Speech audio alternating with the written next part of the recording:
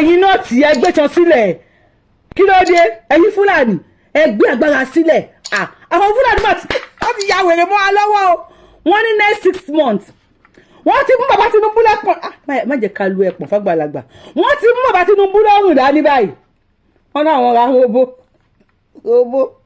robo wọ́n ní in the next 6 months àwọn kan fọ́ ní gbáwó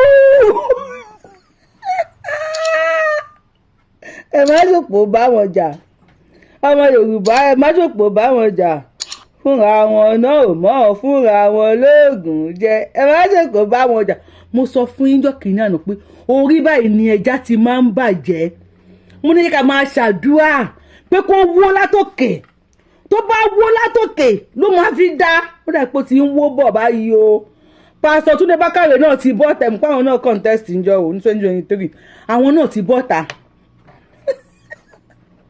wọ́n ní gáràjì wọ́n ní politics gáràjì ní Tinubu ń play ọ̀rọ̀ yìí pọ̀ ọ́ pásítọ̀ Túndé Bákàrè àwọn náà ti wá ń fa dádì wa àwọn Yorùbá náà ń fa dádì wa bí dádì wa kọ̀rọ̀ bá Tinubu ni ó dáa bàbá wa Tinubu ọmọlódò okùnmọ̀ náà ti ń fà wọ́n pásítọ̀ Túndé Bákàrè náà ti ń fà wọ́n ìjà àgbà méjì ìjàpá mẹ́ta ṣó tí mo fẹ́ ṣe kí ni tí mo fi ṣòyí ṣe yẹ̀yẹ́ báyìí Ọlọ́run ṣàánú fún mi ẹ bá mi gbà ṣòyí bẹ́ẹ̀ torí ṣòyí mi ìmọ̀ bó ṣe rí lára tẹ̀yìn bó ṣe rú gbùdùgbùdùgbùdùgbùdùgbùdù ó rọ́ ṣùkùṣùkùṣùkùṣùkù bó ṣe hó yẹn mi ìmọ̀ bóyá ó hó dọ̀dọ̀ tì yín bó ṣe wá hó látòkè yẹn mi ìmọ̀ bóyá inú yín ń dùn sí torí inú tèmi ń dùn ni ẹni tá a bá lè mú a máa ń fà lọ́lọ́run lọ́wọ́ ni ẹ̀yin politicians a lè mú yín ṣùgbọ́n a ti fà yín lọ́lọ́run lọ́wọ́ tẹ bá rántí ṣó tí mo ṣe mo ní kí Ọlọ́run ọba kó jẹ́ pé irinṣẹ́ àwọn olóṣèlú yìí kó dojú ìjà kọ wọ́n ṣùgbọ́n yàrá yín lẹ́nu ra yín fún wa Ọlọ́run àdójú yín kọ̀ra yín 6 months là ń dúró de o ẹ̀yin tèmi if you have not followed me follow my page now and subscribe to YouTube channel Yorubawuyi we are waiting for the next 6 months bóyá máa dé báyìí àsìkò sẹ́kẹ̀lẹ̀ mẹ́ǹgẹ̀ na yín we dey wait for in the next 6 months Ọlọ́run fún alẹ́ mi àtàlàáfíà lórí page ni ẹ stick sí o àwọn máa lọ mú fídíò wá fún yín káàkiri ni àbọ̀tẹ́ tí mi ò kì í ṣàárọ̀ máa ṣe wá jókòó sójú kan wọ́n lọ mú fídíò wá fún ẹ̀yin fáǹsì mi ṣe láìkì bí ṣe lọ mú fídíò wá fún yín tàbí tó ń sunkún ẹ bá mi gbé dúrọ́ọ̀mù síwájú ẹ̀ kó sun ẹkún sínú ẹ̀ tàbí tó ń sun ẹkún wípé àwọn irinṣẹ́ àwọn kan tó máa lọ máa gbé fídíò káàkiri àwọn máa lọ gbé fídíò wá fún yín ẹni tí ò bá dùn mọ́ kó sọ orí mọ́ transformer bínúbínú kọ́ mi àbínú ẹni tí ò bínú ẹ fà á mọ́ra yé abẹni tí wọ́n wíre o orí ògbọ́dọ̀ fọ́ọ́lọ́ ìṣọ́ọ̀kì ó ṣọ́ọ̀kì wọn ẹ wo inú wa máa dùn ní àsìkò ọdún la wà láéláé inú wa máa dùn gbogbo bá ń bínú sí wa kó máa bínú kó lọ sórí orí péjì yìí ìgbádùn ló bá dé àwọn oúnjẹ bíbí ẹ̀yin náà ẹ̀yin tẹ́ ń sọ̀rọ̀ pé àlọ́ ń gbé kíní káàkiri ẹ̀yin náà ẹ̀kùn kanra nìyí lára ló ń ba yín jà tó bá wá jẹ́ ìlú ara ni ẹ̀yin náà ẹ̀ wò nísìn gbogbo àwọn èèyàn lẹ́yìn ti bú tán gbogbo èèyàn lẹ́yìn ti bá jà tán kò sẹ́ni tẹ́ tí ìrẹ̀ ya pù rẹ̀ yálàyà ẹ̀ ẹ wá sọ pé ọ̀dọ̀ Yorùbáwùyí náà lọ làwọn èèyàn ń dúró sí wọn ò ṣe dúdú sọ́dọ̀ Yorùbáwùyí wà tẹ́mi ò ní bá wọn jà tí mi dẹ̀ ní gáwọn èèyàn jẹ́ ẹ pẹ̀lẹ́ ti yín o Ọlọ́run máa láfíà tó yín náà ẹ jẹ́ torí Ọlọ́run ẹ bá mi wo fọ́tò tó wà lẹ́gbẹ̀ẹ́ mi ká tó máa play àwọn fídíò fún yín ǹjẹ́ ẹ rí bóyá wọ́n mix nǹkan kan bẹ̀ ẹ bá mi wo dáadáa kẹ bá mi kàn bá mi sì sí comment section ẹ wo fọ́tò yẹn dáadáa wọ́n ní on the 19th of April 2025 wà lọ mú wá fún yín náà ni wọ́n ní GEJ that is Goodluck Ebele Jonathan transfer power to Sambo ìyẹn fáìsì ẹ̀ nígbà tí ò bá sí nílé wọ́n ní Yar'Adua did the same thing.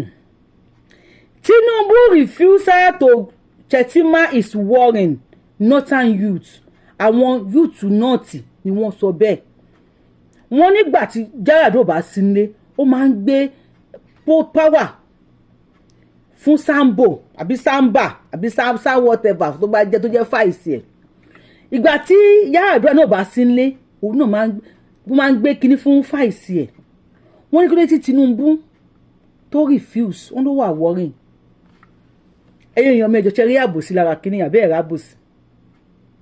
rábòsí mi fẹ́ fi sí suspense ẹ jẹ́ kí n já yín sí wọ́n mention Goodluck Ebele Jonathan wọ́n kò lórí ẹ̀ wọ́n bọ́ sórí Yar'Adua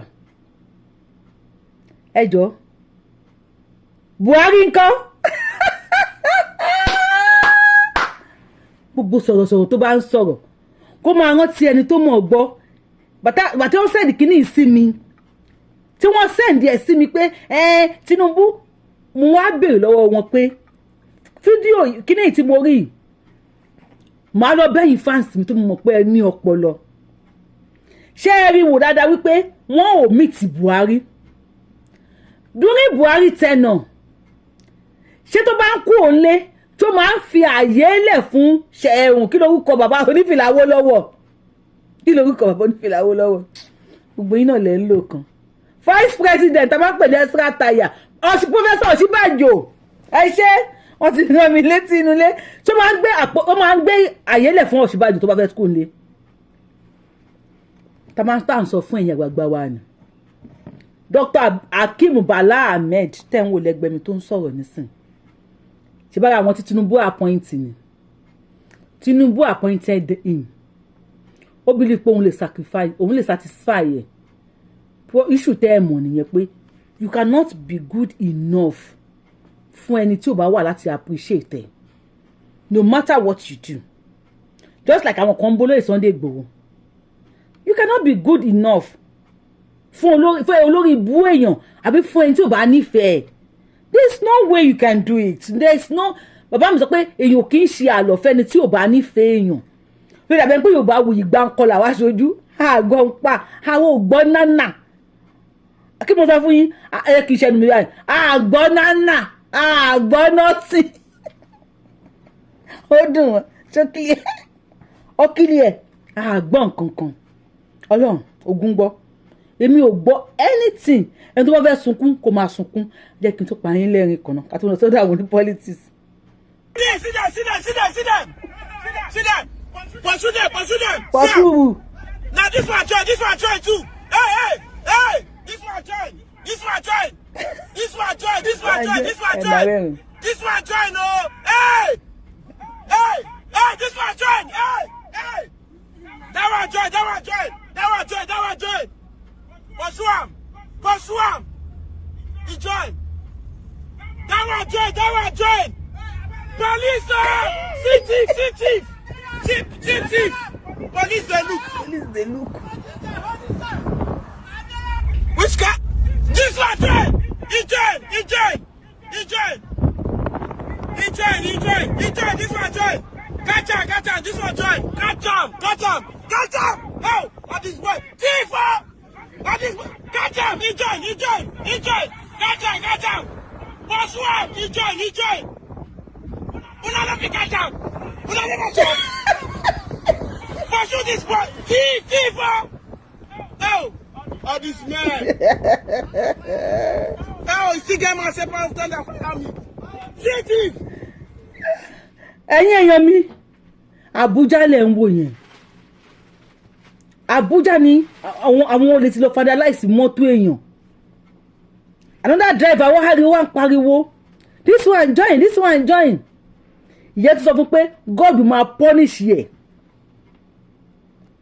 ó tún ní God máa punish yẹ iwájú station ló ti ń sáré lọ yẹn ẹnìkan ò lè mú kalẹ̀ wọn ò lè dá dúró níwájú police station you dey see am he say police dey look police no go look police in Nigeria àwọn everybody ti tire Tinubu ti run anybody ọmọ olódòdè ó sọ olódòdó kò mọ̀ báyìí ni ó bẹ̀rẹ̀ sí ní fọ́ anybody lórí everybody ti tire ó ti sú wa yes 2027 is around the corner hey Ọlọ́run á gbà wá lọ́wọ́ yín 6 months là ń dúró dé o 6 months láyé kí ni lando de ẹ̀yin tẹ́ bá ti download tap send bá mi lọ download tap send ẹ lo promo code mi Abiola TTS ẹ̀yin tẹ́ ti download ẹ bá mi share fáwọn friends and family tẹ́ bá ti enjoy ẹ má ṣàwọn náà jẹ́ káwọn ọ̀rẹ́ yín náà mọ̀ wípé the only app tó fast tí rate wọn ò dẹ̀ lẹ́gbẹ́ tí wọ́n lè fi send owó sí anywhere tí wọ́n bá wà in the world wọ́n lè fi send owó sí Nàìjíríà ó ní tap send ẹ wá rán wọn létí pé ní àkọ́kọ́ tó bá fẹ́ ju owó sílé kó wọ́n ti láti lo promo code Abiola TTS òun lẹ́ ń wò lẹ́gbẹ́ mi yín ẹjọ́ torí Ọlọ́run ajá ò ní kó yín lọ́mọ ọlọ́run tó wáyọ̀ fún yín ò ní jí yín lọ́mọ gbé ọdẹ máa bẹ̀ yín lẹ́ẹ̀mẹ́wàá inú mi ń dùn bó ṣe ń get started díẹ̀díẹ̀ yìí ẹ ká gbọ́ ọ̀rọ̀ lẹ́nu Pastor Tunde ká tó padà sọ́dọ̀ Dr. HAKEEM àwọn náà wọ́n resign níbi iṣẹ́ tí Tinubu fún wọn yẹ ká gbọ́ ẹ tó yẹ wípé ẹni pé ó work against Tinubu látàlẹ́ náà ni kó tó pé Tinubu débẹ̀ Tinubu wá fàmọ́ra fún appointment ẹ rò bóyá àlọ́ràn kà lórin tí ò bá nífẹ̀ẹ́ ni àwọn pípù yóò nífẹ̀ẹ́ wa ẹ jẹ́ ká dá dúró ẹ ń ṣe orí kunkun ọmọ ẹ̀kan fọ ẹ̀pọ̀n gbogbo ẹ̀yin bàbá wa ọmọ ẹ̀kan fọ orí yín mọ́ gì kó má la orí yín mọ́ kàbá ẹnu ìdíbi àti ìjọba yẹn jẹ́ àgbọ́. What we have seen since the beginning of the year is a descent into tyranny and a brazen abuse of power. Those entrusted with power appear determined to destabilize what is left of our political institutions and have committed themselves to obliterating the guardrails of constitutional governance. From the theater of the absurd, staged in Rivers State, with puppets on strings controlled by directors in Abuja, to the dance of shame performed by the National Assembly in their rush to suspend the Constitution and endorse through the back door the usurpation of powers by President Bola Ahmed TINUBU, from the Senate shameless bid to silence Senator Natasha Akpoti-Uduaghan for demanding that the President of the Nigerian Senate should uphold the moral standard required of that office, to the uncouth outbursts of an undistinguished senatorial misfit who tried in vain to silence the distinguished citizens attempting to testify on behalf of Senator Akpoti-Uduaghan. It is clear that our so-called leaders are determined to turn Nigeria into a mafia state. At the center of this political banditry is the motor park brand of politics, nurtured by the old brigade politicians, and in recent times by President Bola Ahmed TINUBU. Mr. President, it is through your influence that the Nigerian National Assembly has become a haven for legislative rascality. Mr. President, it's under your watch that the National Assembly has become an extension of the executive, grossly violating the principles of separation of powers and rubber stamping the whims and caprices of your office, all while singing the international anthem of psychoviolence. On your mandate we shall stand. Mr. President, thanks to your political machinations, Nigeria is now bedeviled by a captured National Assembly, the most ineffective in its checks and balances role since the start of the Fourth Republic. In 2006, the Fourth National Assembly had the audacity to reject the tenure extension bid of a sitting president. In 2010, the Sixth National Assembly summoned the courage to stand against the power hijacking cabal and restore Nigeria to the path of constitutionality by invoking the doctrine of necessity. In 2011, the House of Representatives of the Seventh National Assembly had the courage to elect its leaders, as did the Senate of the Eighth National Assembly in 2015, defying executive interference. This National Assembly, the 10th, has by its unconstitutional endorsement of the President's abuse of powers proven to be the most spineless in our recent history.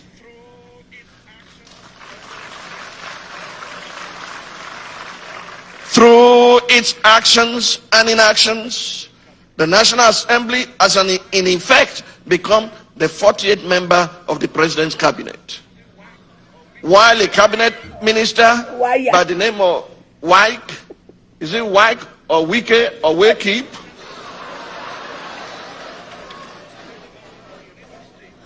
Why a cabinet minister has more or less become a third-time state governor in Rivers State, pampered by the indulgences of the president. Recent events have made it clear to Nigerians that at this assembly being placed in 2006, when the third-term agenda was proposed, our democracy would have since morphed into one of Africa's lamentable tales of sit-tight dictatorship. To the president of the Nigerian state, Senate, who has not heeded the call to subject himself to an unbiased investigation, to clear his name of the allegations leveled against him, and under whose leadership the National Assembly has become a carry-go legislature, hiding under the umbrella of technicalities and a dubious voice voting system. I leave you and your conscience with the words of Frederick Bessiert, former deputy of the French National Assembly. He said, and I quote, "When plunder becomes a way of life for a group of men in a society, over the course of time, they create for themselves a legal system that authorizes it and a moral code that glorifies it."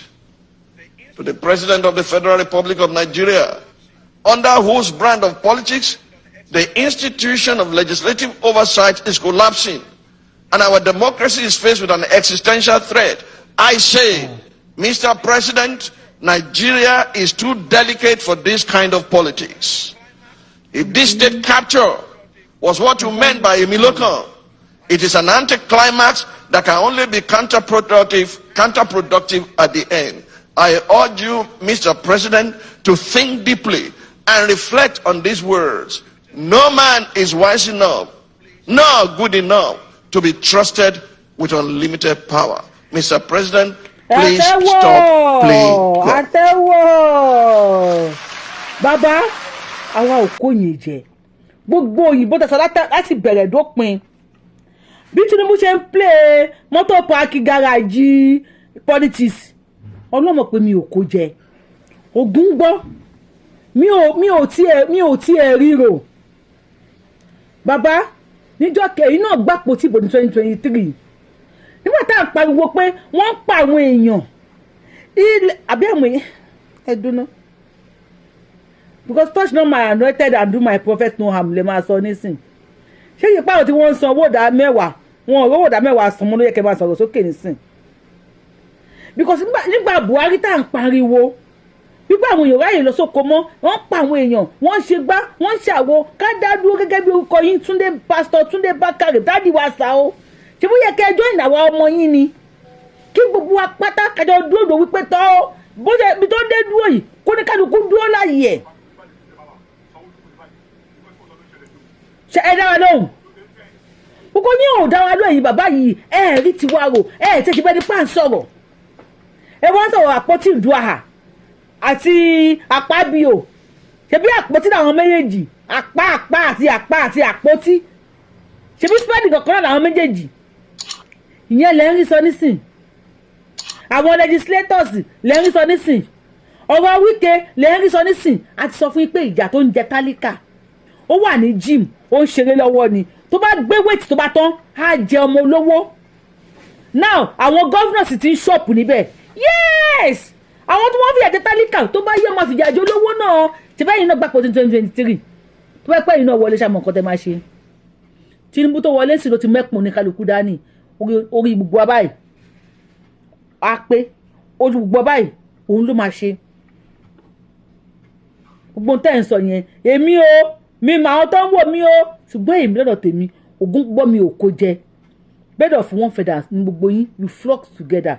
Gbogbo yẹn gbogbo alẹ́ Yorùbá yẹn. Until tẹ́ bá dìde fún freedom múlẹ̀ Yorùbá. Àìdìde fún freedom múlẹ̀ Yorùbá.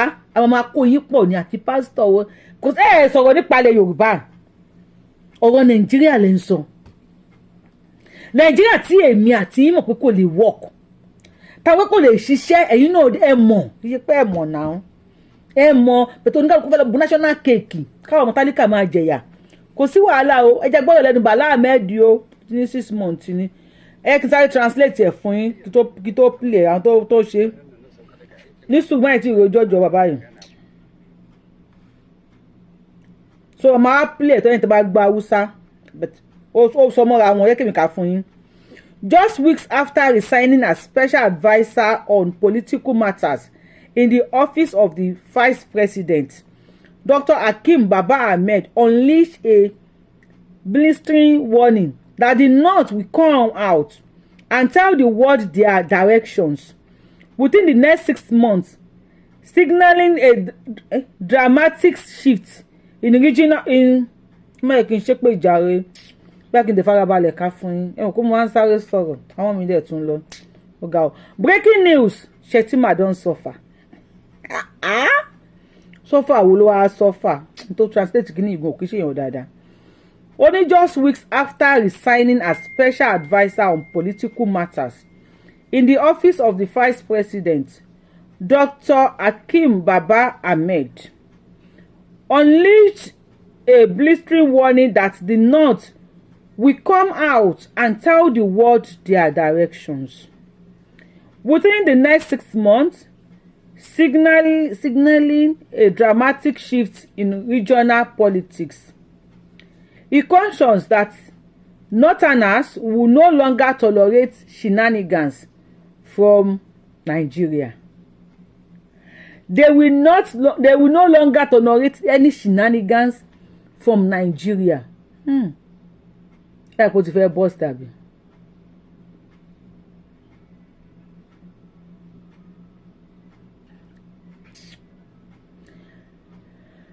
He cautioned that Northerners will no longer tolerate shenanigans from President Bola TINUBU and that come 2027 election, the North will come out and retaliate, even warning that the attempts to rig the vote could spell the end of the country. Wow. Mi ò látẹ̀wọ́ ni wọ́n ní tí Tinubu bá try láti ṣe anything ó lè jẹ́ pé òun ló máa pín Nàìjíríà. Kí lẹ́yìn retí tẹ̀tẹ̀lẹ́ yẹn mi. What are you guys waiting for? We want the end of Nigeria to come. We want the end of Nigeria to come. Ní débẹ̀ lọ́wọ́ ẹ̀ tó tó bá débẹ̀ ikú pa anybody ni ikú ó pa anybody. Let's see what will happen. Ẹ pín kó náà kó máa lọ́nu ẹ̀. North will come out and tell the world their direction within the next 6 months. Dr. HAKEEM Hammed. Ẹ jẹ́ ká rí tẹ́fẹ́ ṣe. Ẹ máa retaliate kí ni? Resignation from the presidency. Dr. Hammed was appointed. Ẹni tí ẹ̀ ń wò yẹn. Okay, tí mo fẹ́ show video ẹ̀ fún yín. Dr. Baba Hammed was appointed special adviser on political matters under Vice President Shettima in September 2023 and quickly became a prominent voice for the administration at home and abroad. Presidency insider confirmed that he submitted his resignation resign roughly 2 weeks ago, citing personal grounds for his decision.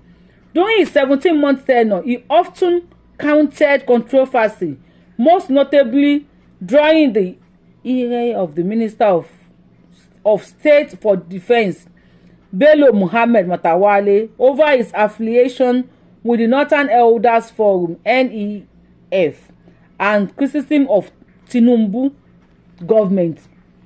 Ẹni yìí lẹ́nu tó yẹ wípé TINUBU náà mọ̀ o TINUBU you know wípé unapologetically he always supports North. All his life is all about North. North and North and North and North and North and North. Fulani, we always support Fulani. Even if there is any shenanigans from them, they will always support Fulani, hiding under North. About Tinubu, kila mawa shibai. What is the next thing? Daddy mi, ọmọdodo de. Ṣé ọgbọ́n mi wà tó tún máa ta ni? We are here with. Abẹ́yìn tèmi, are you there? We are here with. Yanzu mun fa buɗe baki na. Kaga kwanan nan na sauka daga aikin nan ban fara magana ba kuma ina da hujjoji. Amma inda zan yi magana din za ka ga cewa akwai alaƙa da yawa a kan abubuwan da yake faɗi kamar da can ba ka kan shi wannan da wani takunkumi akwai alaƙa akwai kamar cewa tsakanin abin da yake faɗi da abin da nake abin da nake so in ce a gaskiya arewa yanzu ita za ta tashi ta kwaci kanta wallahi sai mutanen arewa sun gane sun yi ma kansu karatun tanas sun kwaci kansu da kansu su kiyaye mayaudaran 'yan siyasa su kiyaye abubuwan da zai raba kansu abin da ya shafi musulmi da kirista da baju da fulani da mangu da sauransu a ko ina ne wallahi ta shafi mun taɓa ganin wannan kafin shugaban kasa Buhari ya zama shugaban kasa lokacin muna kamfen ɗin shi Boko Haram na sa bom a masallaci su sa a coci su sa a Abuja su sa a Lagos su Boko Haram suka haɗe mana ɗaya suka sa mutanen arewa suka haɗe kansu gaba ɗaya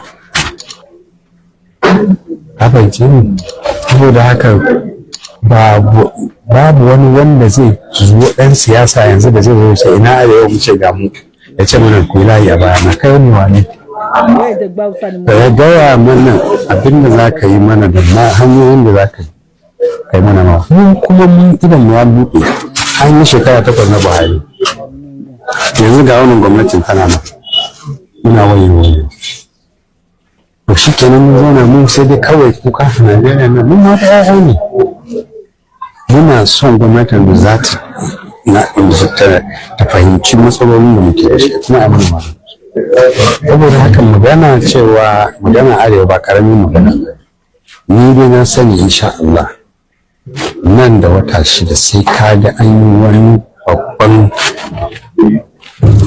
jubiye ko wani sauyi na inda arewa a kiblar da arewa za ta ko sauran Najeriya su biyo mu ko mu kaɗai ni dai mun san cewa ba mai zama shugaban ƙasa a Najeriya in ba da arewa kuma mun san da irin raini da irin abin da ake mana sai an koma ana da na sani in dai ba mummunan zaɓe za a ce za a yi ba a ce ku arewa mu shi ne kawai za a ce a yi mummunan zaɓe kuma a 2027 wallahi sai hankali yana iya kawo ƙarshen nan. Dokta tana yi wa 'yan arewa albishirin wani cewa nan da wata 6 akwai wani abu da kowane ku daga ɓangaren dattawan arewa kuke ganin za ku yi da zai ɗaga muhibba da martaba arewa zai kawo canji.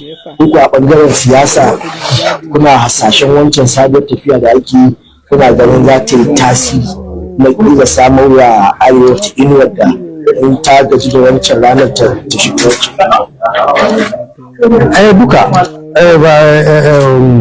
kamar yadda na ce muka fa talakan arewa da wannan ƙungiyoyin da kake magana da taron arewa da masu kishin arewa akwai lokacin da za mu zo mu haɗu mu cika ya isa kuma an kusa zaluncin nan ya isa haka mu banzar da mu banzantar da mu a watsi da mu a waye arewa ya isa wallahi mun san ko mun suwaye mun sani shi yasa ni kullum yin wanda yake magana kan ba shi saboda ya kan faɗa abu daidai yanda yake to wanda baya son abin da kake faɗi in ka faɗa sai ya ce gaba kake da shi ko kuma kana mishi munakisa ni dai na sani ka ce mu ko hasashe nake yi yanda abubuwa ke tafiya a arewa wani lokaci ya kawo ko da dan arewa zai ce lokaci ya inda abin zai fito ko mutum ɗaya ne ko ƙungiyoyi ne ko ta siyasa ne ni dai na san talakan arewa idan da ya yi kurakurai mu jefa wa mutane ƙuri'a ko don ɗan arewa ne ko don wasu ɗan ƙalilan arewa sun ce dole sai an kawo ɗan kudu an yi wannan ta ƙari in shugabanci muke nema sai ne wanda zai mana maganin matsalolin in ma daga sama ya faɗo amma ka ga yaudarar da ake yi a ɗan arewa ɗan kudu musulmi kirista wannan Allah ya kare. Ẹ má pẹ́ni tí ò fẹ́ kú o. Jiki na gari. Bayan ya taɓa faɗin wannan shi a lokacin bai san ashe za mu dawo da mutuna jiki na gari nan ba. Inú ń bí mi sí ẹ̀yin náà tí mo bá bẹ̀rẹ̀ pẹ̀lú yín ẹ fẹ́ pa bàbá fẹ́ pẹ́ni tí ò fẹ́ kú see your my next Yorubawuyi le mi je. If you are coming across my page for the first time, I am the one and only Akalolo of Yoruba land. I don't want le Yoruba. Ọmọ jọmọlọ yolore tí ó pé méjì. Abeni ọmọ òṣè pare tó máa pare Abeni máa déwájú federal government tó máa sign e. Ó máa déwájú Elédùmarè. Ajé alawa lai. I could be 99 times yes. Ọ̀pọ̀dà wá sáyé kó wá di mẹ̀tú sẹlẹ̀ sọ fún ọ pé àgbọ̀n náà àwọn gbọ́ nǹkan kan abẹ́kì tèmi gbọ́ nǹkan kan àgbọ̀ nǹkan kan gbogbo ń ta gbọ́ Yorùbá nation nìkan ni lẹ́yìn Yorùbá nation kò sí anything mọ́ wọ́n ti wúvà sínú etí wa àwọn ọ̀gbọ́n náà àgbọ̀ nǹkan kan ẹ̀bùn wa ní ẹ̀kọ́ sí gẹ́gẹ́ ẹ̀yẹ kẹ́sì káyí gẹ́gẹ́ sí ní ẹnu ayé bí olórí ibú lásọ̀rọ̀ ọ̀kì sí nǹkan tó kàn wá àwọn ògbọ́n kankan Yorùbá nation afẹ́ kọ́ṣì kọ́kọ́rí burúkú lórí ẹ kọ́ṣì dànù if you have not gọ́ọ̀mù the top up lórí show yìí on the top up lórí ẹ̀ if you have not subscribed to my YouTube channel subscribe to my YouTube channel follow me for more top up on this show leave your comment as you dey hot I go dey bring am for you tójúbọ lé ẹran núrù we go dey tójúbọ everywhere ló máa mú wá fún yín tó máa ń dùn kó lọ transform am it's okay.